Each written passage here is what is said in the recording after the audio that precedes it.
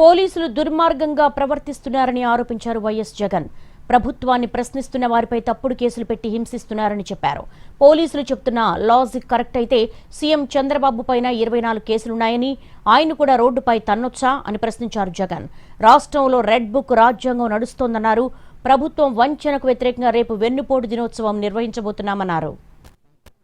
Red book రాజ్యాంగంతో ఏ రకంగా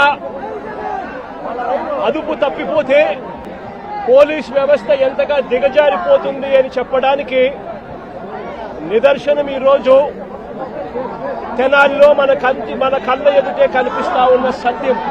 ఏ పంటకు గిట్టుబాటు ధరలు రాని పరిస్థితి, రైతులకు పెట్టుబడి సహాయం లేదు, రైతులకు ఉచిత పంటల బీమా లేదు. మరోవైపున లా అండ్ ఆర్డర్ పూర్తిగా గాలికెగిరిపోయిన పరిస్థితులు.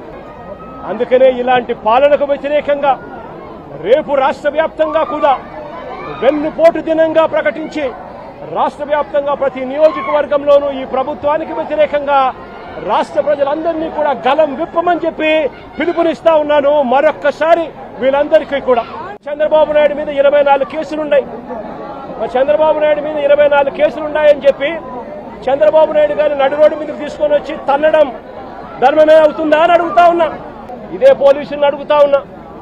కేసులున్నాయి కదా అని చెప్పి, పాత కేసులు ఏదో ఉన్నాయని చెప్పి నువ్వు చేసిన పనికి జస్టిఫైబుల్ కారణం కాదది. ఆ రాకేష్ అనే పిల్లోడిని ఇలా కొట్టడం, అది కూడా నడి రోడ్డు మీద షేమింగ్ చేస్తూ చేయడం ధర్మమేనా అని అడుగుతా ఉన్నా.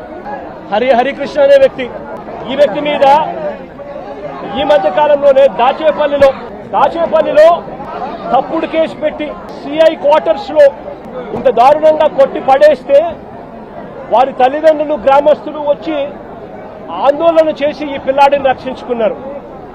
రాజమండ్రిలో పులిసాగర్ అనే సోషల్ మీడియా యాక్టివిస్టు ఇదే మాదిరిగానే పోలీస్ స్టేషన్లో అజ్ఞానగ్నంగా రాత్రంతా చిత్రహింసలు పెట్టారు.